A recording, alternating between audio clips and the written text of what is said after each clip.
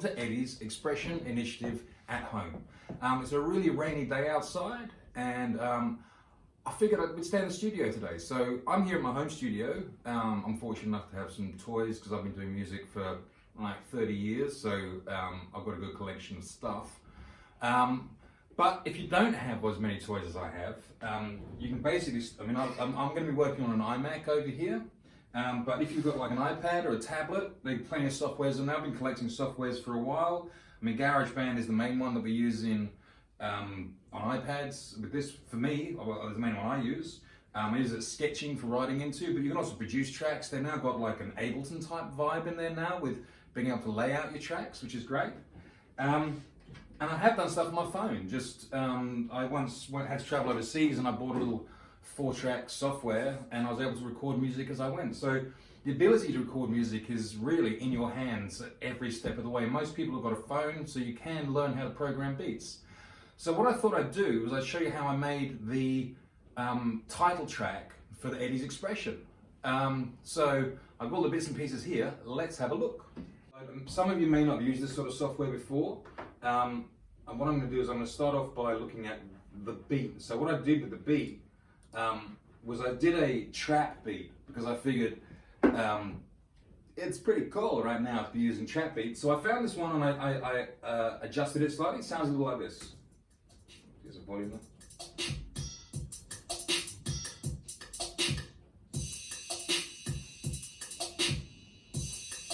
That was kind of cool. I kind of dug that, and as you can see, I chopped it up. So in this section, if I just move these two away, you'll see that the whole beat came through like this.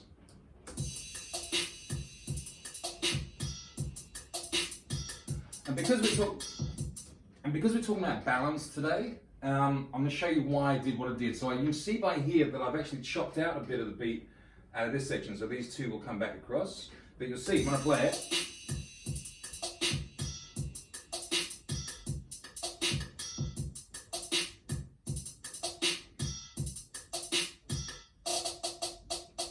so that's kind of cool, but what I had done was this. So I put 2 chops in here. You see there's a gap here just before the beat. So this allows time and space in my arrangement. It allows space in my arrangement for all my other tracks. So on my other instruments, otherwise they start to blend. So rather than getting a balance, we get a blend of music. And what we want is balance. Blend is going to be more like 2 instruments creating a new tone under themselves. So an oboe and a clarinet, if they're at the same levels in the mix, might sound like a completely different instrument, a whole new one, which is cool, but not what we're looking for when we're creating this track. So let me show you the next bit. So then what I did was I added a wave. Now, not all these instruments actually appeared in the final track at the end because I went through a few and I found that some were out of balance. So let's play the second sound. So I'll leave the beat in, so I'll keep it building as it goes.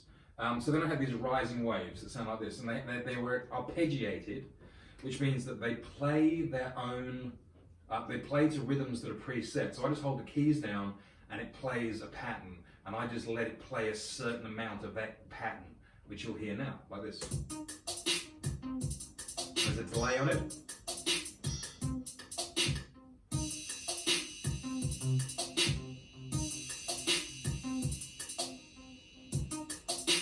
So it's quite a cool groove.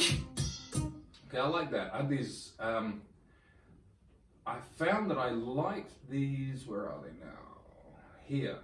This high resolution scale piano. Now, I'll just drag the one that I used out of the way. And I'll just get the original back in. I'll take the solo there. Now, the original sample, let's see which side is where it's at. Hang on, because I chopped it up. Cool. So this was the original sample. I'll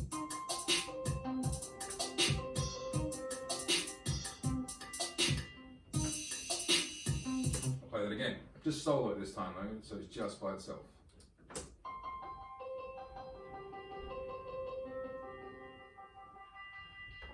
It's just kind of cool. If you put it with just the beat.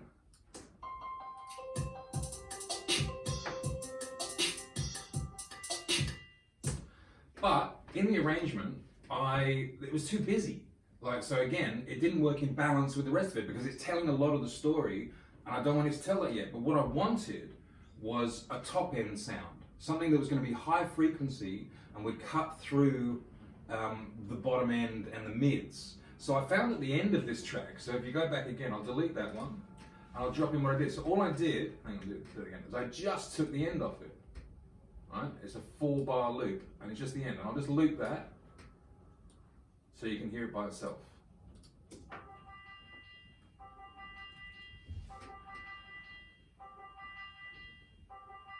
Alright, so that was the loop that I made.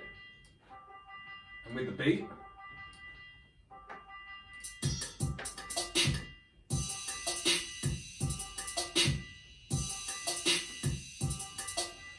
and I know it sounds weird, doesn't sound like it works fantastically, but it's pretty cool once it's in the mix. So let's put that in relation to other stuff. I'll mute that one out. I'll go back down the track. So that we had the ring waves and the beat like this. Now if I add the resolution scale piano just here, and I'll take that off mute.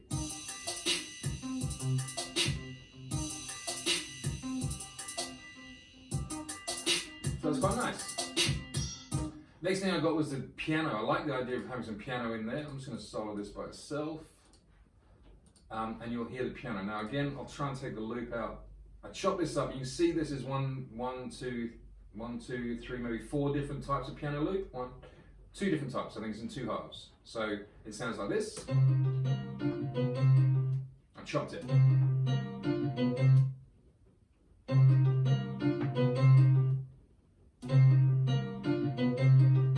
With the beat.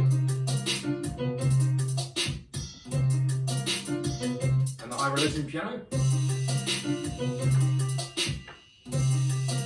and the rising waves. You start to hear all the bits in the mix. Now it's already kind of leveled, like I've already gone through and arranged it a bit so that everything's at the right level. So what I've got, let's take all the saves solos off. Okay, cool. So I added a slow beat on the under to see what that would sound like, because the beat was so fast, but I was trying to tell a story. So I wanted to slow it down. So I added this beat for emphasis.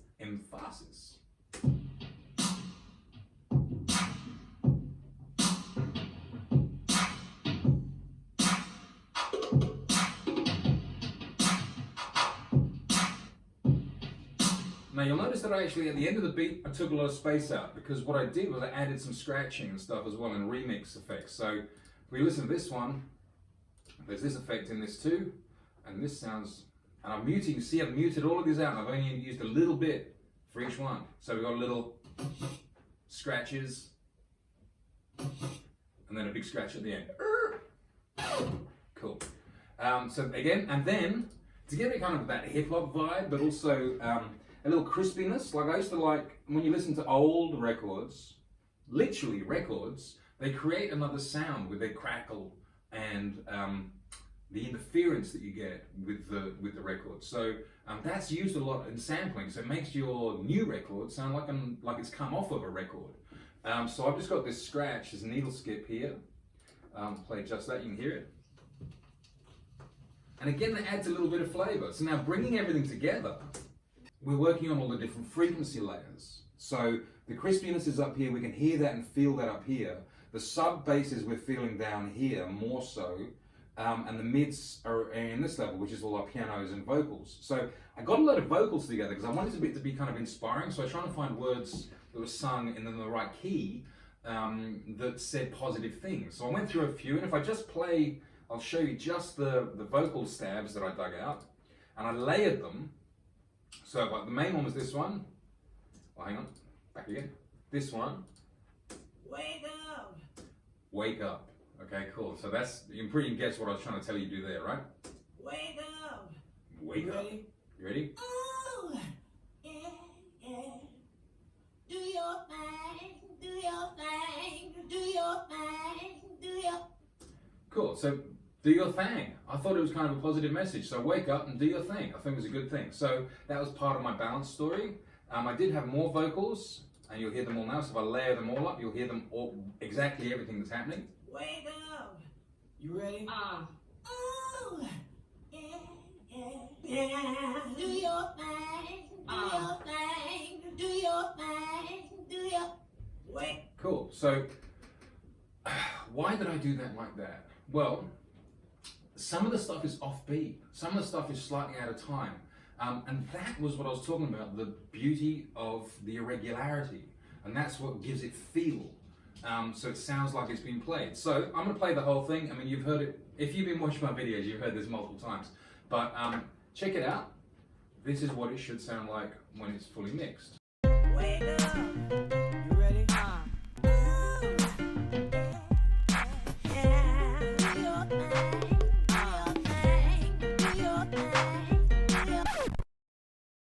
See? So I'll do it again. So you'll recognize it. I'll do it without the loop, so it won't just loop back again. It won't drop off. So all the bits mixed together sounded like this. Wake up. You ready?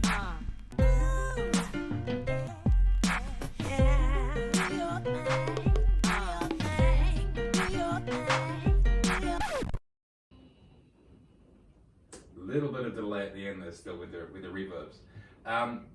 So that's how I mix the track. Now, once you've got all your layers together like this, okay, the next thing you want to do is go to your mixer, and you should be able to, let's do a standalone mixer, can we? Let's do window, do a breakout mixer. So again, in this software, we are able to do all of this stuff, which is also available. I mean, your iPad also has this same capability of mixing, and so does your phone. So you can push your levels up and down. So you can see all my levels here are quite low. I've kept them specifically quite low, so I've got more to work with. If you work high, you'll see here. So can we press play? No. Where's my track on?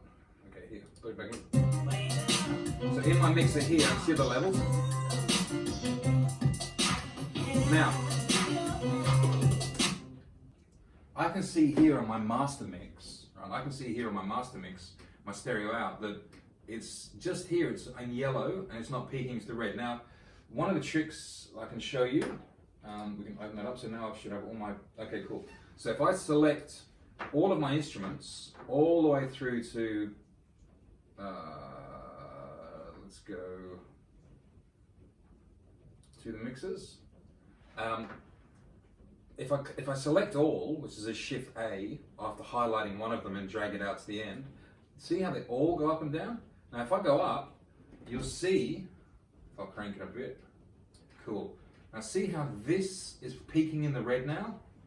That's going to sound really bad in your mix. That's going to sound really bad in your mix. That's really like noise, like it's too much sound is coming out of the speaker at once, at high volume, and causes distortion. So literally the red is saying distortion. So I'm going to pull all these back down again. You can see multiple, I'm pulling them all back down. Until that, it's just nicely just touching over, it's got 2.8, I'll reset that to 0, and I'll keep that down below. I can always make it louder. Studio silence inside the computer is silent. So I can always make it louder. So start off at low volume when you're doing your mix, and then you'll get it right. Now, what you hear out of your speakers, you want to talk about balance. Let's talk about balance. So what you hear out of your speakers is a left and right signal. So which is why I have my speakers, I'm exactly measured, I've measured from ear to ear to point, a perfect triangle to create balance of sound within the stereo field, as in what's coming out the left one, what's coming out the right one. They are in the right place, everything's in the right place. So that's how you can mix stuff in your computer. So that's how I did this track. That's how I used everything in balance. That's how I selected my instrument selection. Let me break it down for the last part for you. So what I did was I collected a load of samples and I chopped them up into shapes and sounds that I like that work together, leaving space for each instrument in the mix. So not everything's happening at once. One of the major mistakes that people make when they first start out, which is the learning thing. One of the first mistakes they make is generally using all their samples at once, and it's just a cacophony of noise. It's too much. You've got to learn to be sparing with your samples. That's still quite busy, I think, now that I've gone back at it again and had a look at it, but it works for our intros. So let me just break it down one more time. I found my sound sets of the instruments that I wanted to use. I chopped them and put them into a balanced mix of shapes and noises between 2 points. Essentially, this is basically what I'm doing. A series of noises and shapes between 2 points. And then I make them more prominent or less prominent through mixing. So I'll bring them up and down to give certain sounds more strength and certain sounds more subtlety. I even add a bit of reverb. So you'll hear in the vocals here, I'll just play this back again on my vocal loop. I do have, so I don't know if you can hear that. So that's a little bit, it's soft to it. So I've actually got, over here I've got it goes out to a reverb, which is basically, makes it sound like it's in a bigger room. So I'll just turn that right down, you can hear it without.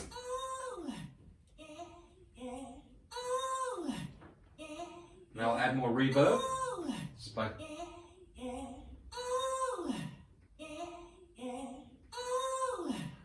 gives it a bit more space around it. Then I'll put it with the rest.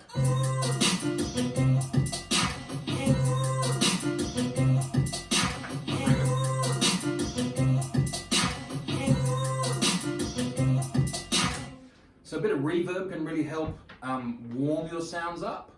And again, help you in the arrangement. But in terms of balance, so we found the instruments that we liked, we put them into a sequence of noises that worked together with each other in balance with one another. Then we separated any that we didn't want to sound blended and mixed. We started working with them together. And then we started mixing them separately. We can EQ them. So we can play with the frequency range either side to separate them more. I can go into more lessons like this. If you want to learn more about this stuff, when we're back open at EDYS, come in and talk to me. I will teach you how to do this stuff. I'm happy to. I really, really enjoy making music. So I'm happy to share what I've learned. I've been doing this for 20 years. This particular software or software-based recording I've been doing for 20 years. So I have a pretty good understanding of the back end of how to make stuff work the way you want to. So, one more time.